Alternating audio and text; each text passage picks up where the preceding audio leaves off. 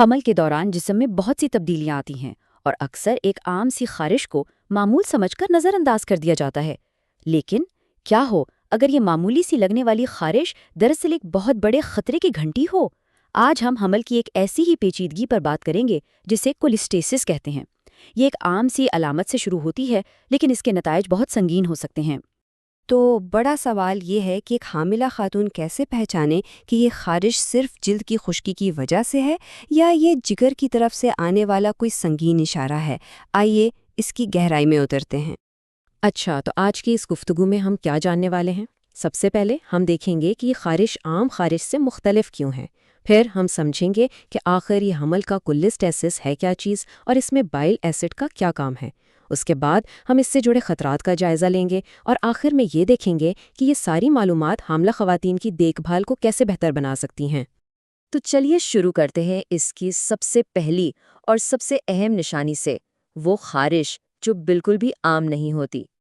دیکھیے، یہ کوئی ہلکی پھلکی خارش نہیں ہوتی ہے، یہ ایک بہت شدید بے چین کر دینے والی جلن ہوتی ہے، خاص طور پر رات کے وقت۔ اور اس کی سب سے بڑی پہچان یہ ہے کہ یہ ہاتھوں کی ہتھیلیوں اور پاؤں کے تلووں پر ہوتی ہے، جہاں عام طور پر خارش نہیں ہوتی۔ اور سب سے اہم بات، جلد پر کوئی دانے یا ریش نظر نہیں آتے۔ یہی وہ پہلا اشارہ ہے جو ڈاکٹروں کو بتاتا ہے کہ مسئلہ جلد کا نہیں بلکہ جسم کے اندر کہیں گہرا ہے۔ تو اس پراسرار اور شدید خارش کے پیچھے آخر ہے کون؟ اب وقت ہے کہ ہم اس طبی حالت کو جانیں جسے حمل کا کولسٹیسس کہا جاتا ہے۔ اس کا پورا نام ہے انٹرا ہیپیٹک کولسٹیسس آف پریگننسی، یا شارٹ میں کہیں تو ICP۔ آسان لفظوں میں سمجھیں تو یہ جگر کی ایک عارضی بیماری ہے جو اکثر حمل کے آخری مہینوں میں ہوتی ہے۔ اس میں ہوتا یہ ہے کہ جگر سے بائل یعنی صفرہ کا بہاؤ بہت سست ہو جاتا ہے۔ اس عمل کو سمجھنے کے لیے ذرا تصور کریں کہ جگر میں ایک قسم کا ٹریفک جیم ہو گیا ہے۔ عام حالات میں بائل، جو کھانا ہضم کرنے میں مدد دیتا ہے، جگر سے نکل کر آسانی سے آنتوں تک پہنچتا ہے۔ لیکن ICP میں حمل کے ہارمونز کی وجہ سے یہ راستہ سمجھے کہ تنگ ہو جاتا ہے اور بائل کا بہاؤ رک جاتا ہے۔ اس کا نتیجہ بائل ایسڈز، جو اسی بائل کا حصہ ہیں، جگر میں جمع ہو کر واپس خون میں شامل ہو جاتے ہیں اور پھر جلد کے نیچے جمع ہو کر اس شدید خارش کی وجہ بنتے ہیں۔ اچھا، تو ہمیں یہ تو پتہ چل گیا کہ مسئلہ کیا ہے، لیکن سوال یہ ہے کہ یہ کتنا سنگین ہے، اس سے جڑے خطرے کو ناپا کیسے جائے؟ بس یہیں پر بائل ایسڈ ایک اہم سوراخ کے طور پر سامنے آتا ہے۔ خون میں بائل ایسڈ کی مقدار کو ماپنے والا ٹیسٹ صرف یہ نہیں بتاتا کہ ICP ہے یا نہیں، بلکہ یہ ایک طرح سے خطرے کا پیمانہ ہے۔ اس سے ڈاکٹروں کو یہ سمجھنے میں مدد ملتی ہے کہ حالت کتنی سنگین ہو سکتی ہے، کیونکہ سیدھا سا اصول ہے، خون میں بائل ایسڈ کی سطح جتنی زیادہ ہوگی، ماں اور بچے کے لیے خطرہ بھی اتنا ہی زیادہ ہوگا۔ اب ہم اس تجزیے کے سب سے اہم حصے کی طرف آ رہے ہیں۔ یہاں ہم دیکھیں گے کہ بائل ایسڈ کی سطح اور بچے کے لیے پیدا ہونے والی ممکنہ پیچیدگیوں کے درمیان آخر تعلق کیا ہے۔ تحقیق یہاں ایک بہت واضح لکیر کھینچتی ہے۔ 40 مائکرومول فی لیٹر، یہ وہ نمبر ہے جو ہلکے اور شدید کیسز میں فرق کرتا ہے۔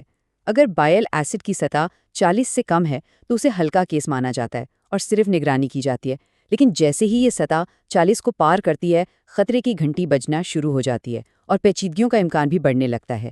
اب ذرا اس ٹیبل پر غور کریں، یہ بالکل صاف صاف دکھا رہا ہے کہ جیسے جیسے بائل ایسڈ کی سطح بڑھ رہی ہے، وقت سے پہلے پیدائش اور میکونیم سٹیننگ جیسی پیچیدگیوں کا خطرہ بھی بڑھتا جا رہا ہے۔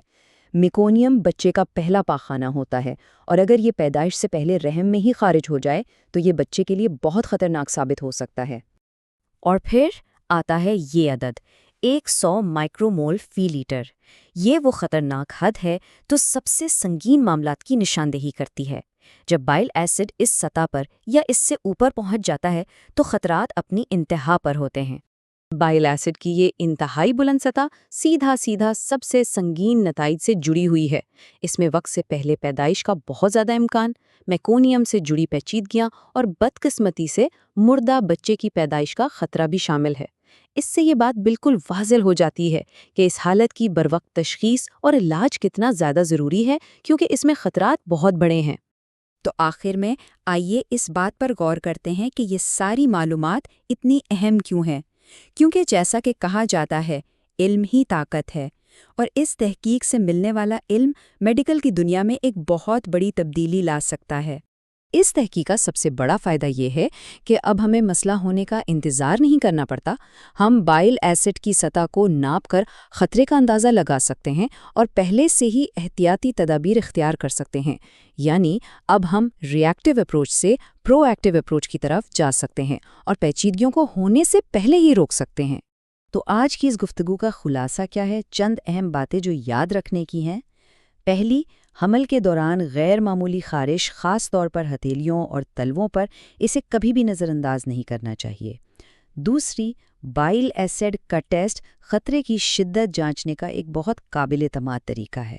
اور تیسری، اس علم کی مدد سے ڈاکٹر اور حاملہ خواتین مل کر بہتر اور باخبر فیصلے کر سکتے ہیں۔ تو آخری سوال یہ ہے کہ یہ علم مستقبل میں حاملہ خواتین کی دیکھ بھال کو کیسے بدل سکتا ہے؟ جواب بہت واضح ہے۔ یہ ایک عام سمجھی جانے والی علامت کو بروقت تشخیص اور علاج کے ذریعے ایک محفوظ اور صحت مند پیدائش میں بدلنے کی طاقت رکھتا ہے۔